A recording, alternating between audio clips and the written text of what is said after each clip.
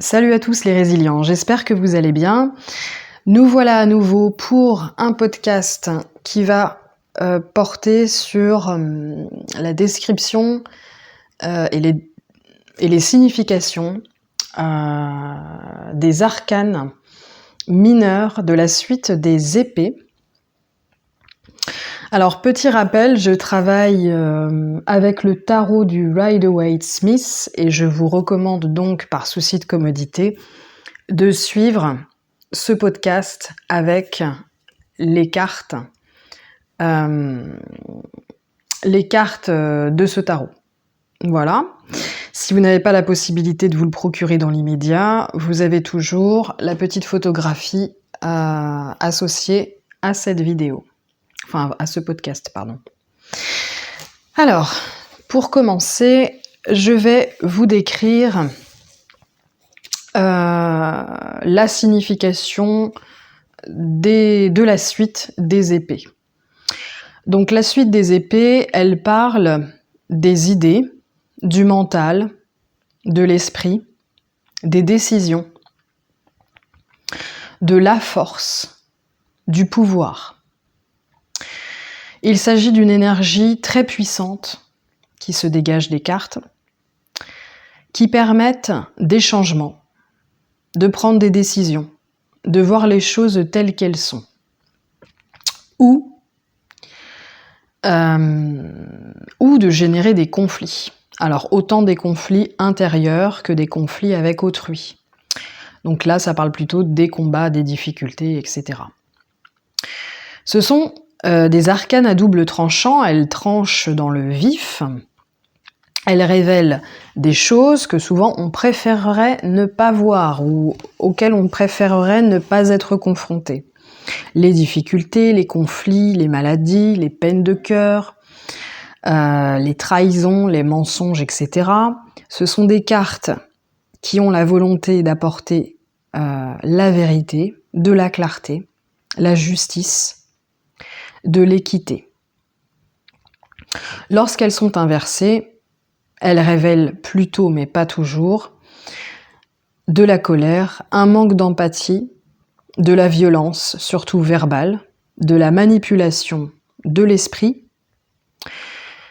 les jugements, souvent les jugements négatifs et sévères qu'on peut avoir envers soi-même ou envers les autres, et également les remords.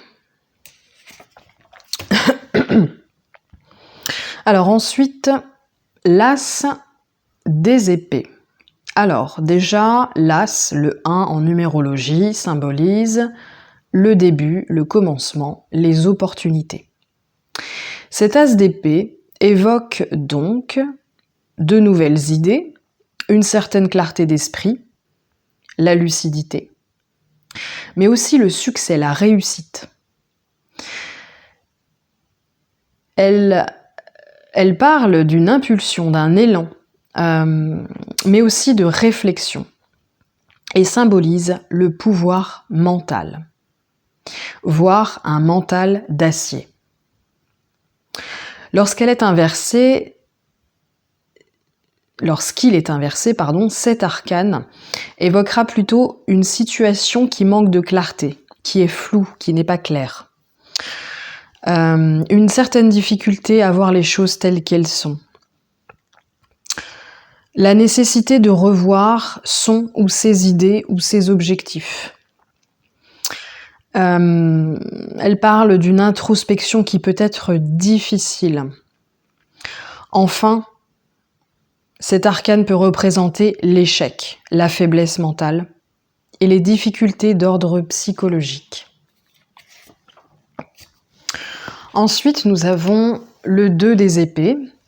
Alors le 2 symbolise le couple, l'équilibre, le ou les choix et la dualité. Ici, la carte parle plutôt de difficulté à faire un choix, d'hésiter, d'être tiraillé entre plusieurs choix, parce qu'on est dans un état de confusion. Elle peut parler aussi de nihilisme, donc le fait de rejeter toute croyance. Elle symbolise aussi éventuellement une impasse, un manque de lucidité, la nécessité de réfléchir avant d'agir, le besoin d'un compromis. C'est une invitation à suivre son intuition et à ne pas se précipiter pour agir ou choisir.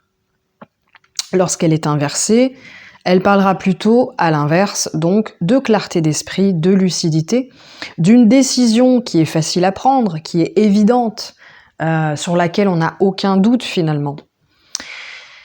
Et c'est une carte qui peut dire tout simplement aussi que les choses avancent. Ensuite, nous avons le 3 des épées. Donc le 3, c'est la création, la créativité, l'abondance et aussi le fait de se confronter à la réalité. Cette arcane sur laquelle on voit un cœur avec 3 épées qui transpercent ce cœur parlera donc de peine de cœur, de chagrin, d'une rupture douloureuse, de tristesse, de souffrance, de solitude. Elle peut évoquer en particulier la blessure de rejet, donc le fait de se sentir rejeté, pas aimé, pas à sa place. Dans tous les cas, elle évoque une expérience affective difficile et douloureuse. Elle nous invite à accepter que les souffrances fassent partie de la vie. Elle nous invite à en tirer des leçons, à donner du sens à ce que nous vivons et à guérir sur le plan, sur tous les plans, physique, émotionnel et psychique, mais surtout émotionnel. Lorsqu'elle est inversée, cette carte parle de guérir après une expérience douloureuse. De guérir surtout en lâchant prise, en laissant aller les choses. Inverser, c'est aussi un arcane du pardon, de la réconciliation. Il s'agit ici de faire la paix avec l'expérience vécue, mais aussi avec les acteurs qui en ont fait partie. Voilà. Donc ensuite, nous avons le 4 des épées. Le 4, c'est la stabilité, c'est les fondations. Et ici, le 4 des épées vient vous parler de la nécessité de se reposer, de récupérer, de prendre du temps pour soi, peut-être même de méditer, de s'isoler pour réfléchir et s'isoler surtout de toute influence extérieure pour pouvoir se retrouver, faire des choix qui sont en accord avec ce que nous sommes, ce que nous sommes devenus. C'est une carte qui peut parler d'attente, en attendant justement d'avoir toute l'énergie disponible pour pouvoir passer à l'action. C'est une carte qui invite à penser ses blessures. Lorsqu'elle est inversée, cette carte évoquera plutôt la stagnation, l'incapacité à avancer. Parce que trop de fatigue, trop de stress, d'agitation, d'anxiété, de surmenage, c'est une carte qui peut parler carrément d'un burn-out. Elle peut évoquer le fait aussi de brasser de l'air, vous savez, de s'agiter dans tous les sens et puis finalement, il n'y a rien qui va, ça ne porte pas ses fruits, on disperse son énergie inutilement, donc c'est une invitation à se reposer plutôt que de brasser de l'air en fait. Voilà, ensuite nous avons le 5 des épées. Alors le 5 symbolise les difficultés, les grands tournants de la vie, parfois même les conflits. Ici, le 5 des épées parle de conflits, donc avec une ou plusieurs personnes, de querelles, mais aussi de vol, de malhonnêteté, de trahison. Cela peut évoquer des ambitions qui ne sont pas saines puisqu'elles sont égoïstes, elles sont purement tournées vers soi, elles peuvent même être destructrices pour soi et ou pour les autres. C'est un arcane qui évoque une victoire amère, puisque une victoire amère contre un ennemi, ou une personne de son entourage tout simplement, puisqu'il y a par conséquent, pardon, avec ce ou ces personnes, il y a une perte de confiance, une rupture de la communication, voire une communication extrêmement dégradée. Il y a des blessures, il y a vraiment des plaies en fait, qui sont pas indélébiles mais presque, en tout cas qui vont être très difficiles à penser. C'est une carte qui peut enfin évoquer un échec, malgré toutes les tentatives, les stratagèmes et toute l'énergie déployée en vue d'une victoire. Lorsqu'il est inversé, cet arcane parle de mettre de l'eau dans son vin, la nécessité vraiment de se remettre en question et de rectifier le tir, parce qu'on risquerait de perdre des choses ou des personnes auxquelles on tient. On risquerait de faire beaucoup de mal autour de soi, ou inversement, ça peut être une personne de notre entourage qui a cette attitude, etc.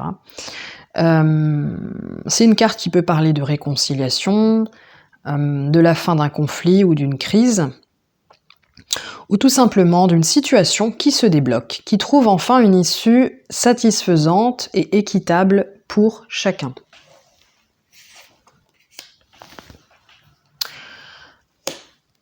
Le 6 des épées. Alors le 6, c'est plutôt l'harmonie, la sécurité. Ce 6 des épées, c'est une carte de passage, de transition. On peut parler même de rite de passage. C'est un arcane qui met en avant l'idée que vous progressez, ou que la situation progresse, que vous allez de l'avant, que vous êtes capable de lâcher prise, d'accepter ce qui est. C'est éventuellement une invitation à laisser être, à laisser faire les choses en fait. Ça peut éventuellement évoquer le fait que l'on quitte ou que l'on fuit une situation qui nous est difficile ou insatisfaisante. Enfin, c'est une carte qui peut parler de mouvement, de voyage, de déplacement. Lorsqu'elle est inversée, cette carte parlera plutôt de stagnation, de blocage, d'un fardeau qui nous empêche d'avancer, ou d'une très grosse déception. Ici, on parle de résistance au changement, de résister ou d'être bloqué à cause de quelque chose ou de quelqu'un. Peut-être, ça peut être bloqué par la culpabilité, par exemple. Ou ça peut tout simplement vouloir dire que l'on revient au point de départ. Ensuite, nous avons le 7 des épées. Donc le 7, c'est la sagesse, c'est la découverte. Le mysticisme, éventuellement. Donc le 7 des épées, comme vous pouvez le voir sur la carte, on a l'impression qu'il y a un personnage qui vole des épées et qui s'en va comme ça, à petits pas, pour ne pas qu'on le voie voler, tout simplement. Donc c'est une carte qui va parler de vol, de malhonnêteté, de trahison, de déception, d'arnaque. Plus concrètement, ça peut parler d'un délit, d'une activité illégale, voire criminelle. C'est une carte qui parle de mensonges, de tromperie, mais aussi plus précisément d'infidélité, d'hypocrisie et d'abus de confiance. Cet arcane peut évoquer le fait aussi de fuir ses responsabilités. Vous l'aurez peut-être remarqué, cette carte ressemble beaucoup au 5 d'épée, seulement il y a une différence d'intention dans les deux. Dans le 5 d'épée, il y a l'intention de détruire, de nuire, et il y a l'idée d'une jouissance du mal qui a été commis. Le 7 d'épée, c'est pas dans le but de détruire l'autre ou de nuire à sa personne, mais c'est plus à des fins égoïstes en fait. C'est je fais cela parce que j'estime en avoir besoin. Parfois, la personne peut carrément avoir l'impression qu'elle ne peut pas faire autrement. C'est plus un acte égoïste que vraiment pervers en fait. Voilà, donc lorsqu'elle est inversée, cette carte va parler d'évasion, mais aussi le fait de déceler les mensonges, les duperies, de découvrir la vérité. C'est une carte qui peut aussi parler du fait de se faire prendre, d'avoir été démasqué, d'avoir été incriminé.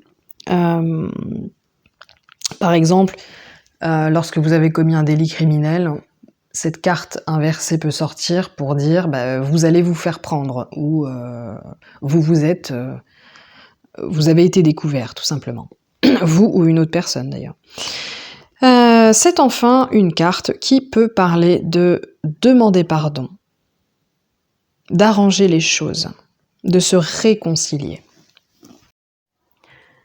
Ensuite, nous avons le 8 des épées. Donc en numérologie, le 8, c'est la maîtrise, c'est la prospérité. Cet arcane évoque une sensation d'isolement, un certain emprisonnement, une manque d'ouverture, donc un emprisonnement surtout psychologique, intellectuel. Le fait d'avoir des croyances qui sont limitantes, qui sont paralysantes et qui nous empêchent en fait de nous épanouir pleinement et d'avancer vers nos objectifs. La carte peut aussi symboliser le fait de se sentir impuissant, d'avoir vraiment le sentiment d'être coincé, d'être pris au piège. En fait, dans cet arcane, finalement, c'est le consultant ou la personne en question qui est pris dans son propre piège. Et c'est cette personne également qui a les clés en fait pour se libérer. Lorsque l'arcane est inversé, il parlera plutôt de libération, de soulagement, le fait de s'être libéré de certaines croyances limitantes, de certaines pensées, etc. Le fait de comprendre enfin les enjeux d'une situation, d'une relation, etc. Cela symbolise l'émancipation, surtout sur le plan des idées, le plan mental, le plan intellectuel. Le fait de dépasser, de repousser ces croyances limitantes, donc qui créent souvent des peurs. Et enfin, lorsqu'elle est inversée, cette carte peut symboliser de nouvelles opportunités après avoir surmonté des obstacles. Ensuite, nous avons le 9 des épées. Alors le 9, c'est l'achèvement d'un cycle, l'accomplissement ou les leçons qu'on peut tirer d'un cycle, justement. Alors, ce 9 des épées nous parle d'angoisse, d'anxiété, de peur, de dépression, de désespoir profond. C'est un arcane qui peut nous parler aussi d'insomnie, de cauchemar, mais aussi de maladie, ou carrément d'un burn-out. Le personnage représenté sur cet arcane transmet une sorte de sentiment d'isolation, d'abandon. En fait, toute cette carte peut résumer tous les types de stress psychologique et psychosomatique. Lorsqu'elle est inversée, cette carte nous parlera, aura un sens en fonction des cartes environnantes. Soit elle poussera à l'extrême la signification de l'arcane lorsqu'il est à l'endroit, donc ça voudra dire que la personne ou la situation reste bloquée à cause des tourments psychologiques. Soit, il s'agira au contraire d'un meilleur être, donc ça parle de guérison, de repos, de lâcher prise, de lâcher le mental et de tous les bienfaits que cela pourrait en résulter. Voilà pour ce 9 des épées. Alors ensuite, le 10. Alors, ce 10 des épées nous parle, on voit bien le personnage avec 10 épées dans le dos, donc ça peut nous parler de coups de couteau dans le dos, si vous connaissez bien l'expression. Donc cette carte peut nous parler de trahison. Mais pas seulement. Le 10, c'est la fin d'un cycle ou le début d'un nouveau cycle. Hein. Donc c'est vraiment un moment de passage. Et là, on nous parle d'une fin qui est inéluctable, qui peut être difficile, voire même douloureuse, très douloureuse. C'est une carte qui peut nous parler d'un échec, d'une perte, quelque chose de vraiment brutal, soudain. Et en fait, on ne peut pas revenir en arrière. Ce qui a été fait. On a touché un point de non-retour. On peut associer l'expression toucher le fond à cet arcane. Le côté positif, en fait, de cette descente aux enfers, entre guillemets, c'est que c'est quelque chose qui, de toute façon, est voué à se terminer, en fait. Vous touchez le fond, eh bien, ok, vous ne pouvez que remonter à la surface. Voilà aussi ce que peut vouloir signifier vraiment la carte. Lorsqu'elle est retournée, cette carte parlera donc au contraire l'étape d'après, c'est-à-dire la renaissance, la guérison. Ça peut parler de guérison vraiment de blessures très profondes, très anciennes, comme des blessures de la petite enfance, les blessures de rejet, d'abandon, etc. Blessures de trahison aussi beaucoup. Et cet arcane symbolise aussi le fait de repartir à zéro. Voilà, les compteurs sont remis à zéro. Après avoir souvent après une période de perte, une période vraiment où on a l'impression que tout notre petit monde est en train de s'écrouler. Voilà pour ce 10 des épées. Alors, maintenant nous allons aborder les cartes de cour ou honneur de la suite des épées. Donc, ce sont les valets, cavaliers, reines et rois.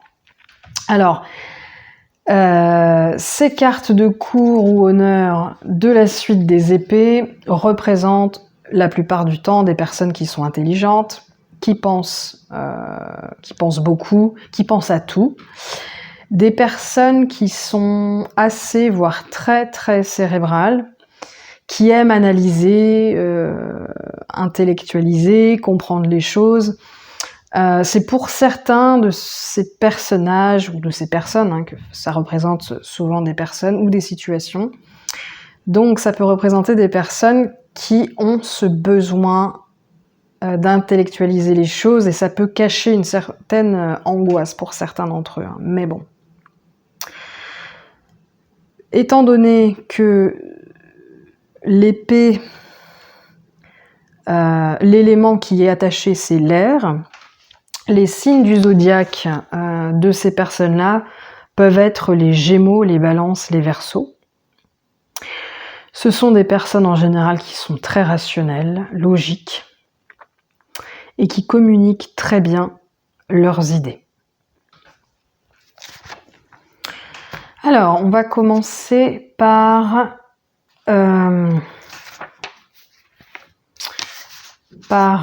les valets. Donc, tout de suite confondu, je rappelle que les valets... le valet symbolise l'enfant qui est espiègle. Donc ça symbolise l'espièglerie, le plaisir, la légèreté. C'est un personnage qui manipule les qualités de la suite des coupes, mais qui ne les maîtrise pas encore. Le valet, c'est un personnage assez aventurier. Il incarne la nouveauté, les opportunités et le potentiel. Donc ça peut représenter une personne de votre entourage ou bien le consultant, donc vous-même, éventuellement.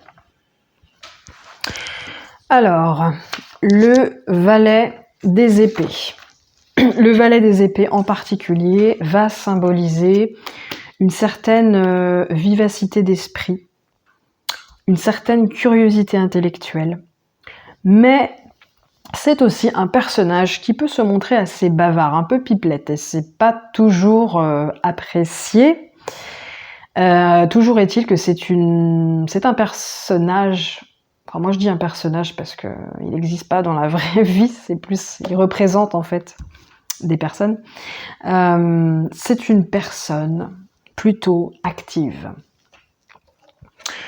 Lorsqu'il est inversé, ce valet des épées pourrait symboliser une personne qui, au contraire, n'est pas très active, qui peut dire beaucoup de choses à propos de beaucoup de choses, mais qui fait peu, en fait. On peut parler d'un beau parleur. C'est souvent une personne un peu précipitée, impulsive, qui ne va pas trop réfléchir aux conséquences de ses actes, qui peut se montrer un petit peu arrogant. Cette carte peut symboliser des fausses promesses, une curiosité mal placée aussi, les potins par exemple. Les potins surtout très négatifs sur les gens. Voilà. Donc voilà pour le valet des épées. Nous avons ensuite les cavaliers. Donc les cavaliers en général représentent le cavalier, c'est l'adolescent qui est impulsif, qui est excessif, qui est un peu rebelle sur les bords, avec qui c'est tout ou rien. L'interprétation de l'arcane dépend beaucoup du contexte et des cartes environnantes, car les cavaliers sont capables du pire comme du meilleur. Il a un petit peu plus d'expérience que le valet, mais ne maîtrise pas encore les qualités de la suite. Le cavalier symbolise souvent les changements, les mouvements et l'action. Ce cavalier des épées en particulier représente l'ambition, la détermination.